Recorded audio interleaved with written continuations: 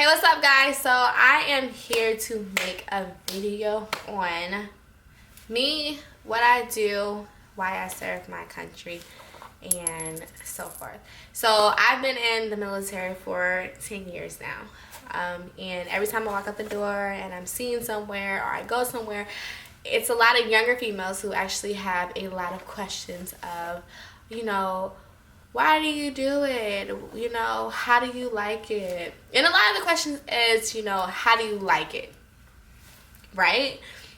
So I'm here to actually just make this video on, I think I have 3 questions because I don't want this video to be too long and I want to get straight to the point.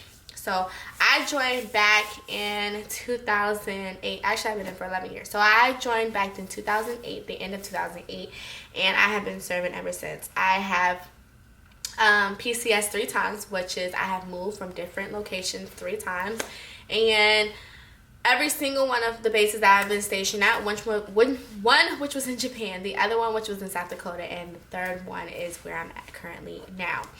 And I've absolutely loved each base that I've been stationed at. Of course, every job, every location comes with its highs and it comes with its lows, and you just got to learn how to deal with it. And that's what I did. I've learned to adjust. I've learned to take the good and the bad. I've learned to take the bad and make a conscious decision that I will never be that type of person, or I will never do this certain thing. Like, I will just continue to grow, and I use it as a stepping stone to build on rather than just sit there and dwell on it. That's just the type of person I am. Not all people are like. So the first question I have is, why did I join? So I joined right after high school, and I was in a DEP program for about 6 months. So I had my whole master plan set out for my life and how I was going to live it and what I was going to do and my career and da-da-da, which we all do. But sometimes things don't work out that way. Either it's self-inflicted or life just happens. So mine was self-inflicted. I decided to do what I wanted to do instead of follow the course that was laid out in front of me, which was amazing. I had amazing parents, I had amazing teachers, I had amazing coaches. Like, I had amazing everything. But of course, as a teen, you want to do what you want to do regardless, right? So I decided to join because I was not willing to waste my parents' money for school. I thought about debt early in that age, and I was like, I refuse to go ahead and put my parents and myself into any kind of debt, and I can just go into the military, figure it out, and whatever the case may be after that, then I'll just move forward. Well, 11 years later, obviously, so that's why I joined, and I do not regret it. I absolutely love wearing this uniform. I love going into work each and every day. Like I said, it's just like any job. It has its highs and its lows. You just know how to not to take it, bounce back, and keep it pushing, right? So that's why I joined. What motivates me to keep going? So I have 2 girls. I am a single mother. I was dual military at one point. My spouse did wear this uniform as well, but things didn't work out. Usually happens, and we went our separate ways. So I decided to continue to stay and serve. And besides job security, it allows my kids to have like free reign, if that makes sense. So when it's time for me to pack up and leave this new location, I decide to go to another one, or they decide to move me to another one. My kids have an opportunity to travel, see different things, cultures, be very diversified, and like multitude of things. So when I was in Japan, that's when I had my first baby girl, and she was in daycare, but her teachers were Japanese, so they were teaching her Japanese. So I always like to be the person who like tries to motivate and upbring people. And at one point, like, I was not feeling it. And I'm not saying I was not feeling wearing the uniform. Like, I was just out of it. right? I was going through a transition in my life, which took a toll on my personal life and professional life. So I had to find a new purpose. I had to regain that. I had to figure out what it was that wants to keep inspiring me and motivating me to do what I do on a daily basis. And that was my baby airman. So I've obviously been in for 10 years, right? So I've been in for 10 years, but we're constantly getting new babies, and I call them my babies because they come into the military and they have no idea what they've gotten themselves into, just like I was when I first entered the military. So it was like, how can I help groom? How can I make them a better person? How can I help them be the better version of themselves that they want to be? How can I help them reach their goals? So that's what helped motivate me continue to wear the uniform, because even though we're here to serve, right? We're here to serve.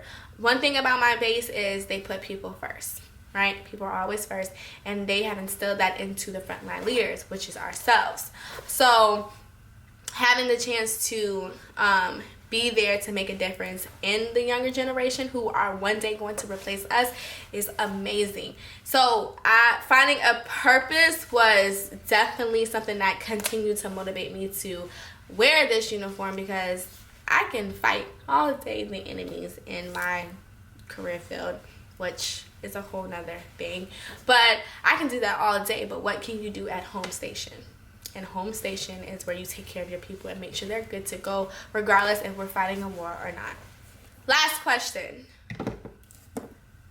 How I feel about being a woman in the military. So I feel like this question is very broad because I can touch on so many different things, but I'm only going to touch on a few.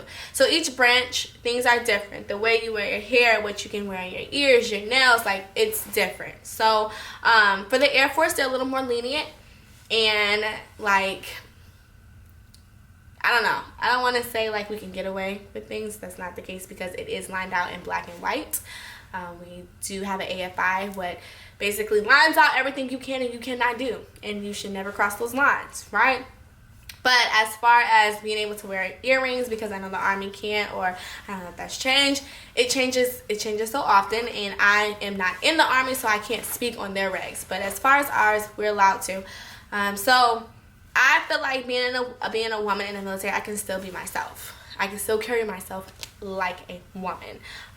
And in the Air Force, we're treated equal in a sense. My vote counts. My say counts. And you know, every career field, everything is different, so I can't speak on others. But when it comes to mine, my voice is heard, you know? So I don't have to be loud. I don't have to be obnoxious. I don't have to prove a point and make it known that I'm here in the room, because my opinion counts. When they go around the room and talk, of course, they ask, you know? So I personally don't see any, like, I can't see any negative from my point of view. And I'm saying my point of view because mine is not always the same, or I do not have the same experience as other women. But I will say, being a woman in the military and how I feel about it, as long as you know your stuff, like I always say, can nobody tear you down or tell you anything differently if you know your shit. Okay? I'm gonna say it like that. If you know your shit, then baby. Okay? So that's pretty much it. That's the only things that I really want to hit on right now. And this video can go more in depth, but I do not want to make this video super long. I want to hit 3 points and get it out there. I love serving my country. I love wearing this uniform. I love waking up and having a purpose each and every day. And everyone's purpose is different. But mine, I've been doing this for 11 years, and I am going to take it out until it's time for me to go. I have goals. I have dreams. I have aspirations. And my focus right now are my people and my babies that are under me and making them better. So that way, one day they're going to replace me and I have to go. And I want to make sure that they're up to par in what this country needs when it is time to go. So thanks for watching, guys. If you have any questions, comments, or concerns, I feel like that is something I type in my email. If you have any comments or any questions, please feel free to leave those below and I will definitely hit you up. I will definitely get back with you. And if you like videos like this, thumbs up this video. Make sure you subscribe and make sure you let me know so I can make more videos like this. But once again, thank you for watching my channel and I will see you in the next video.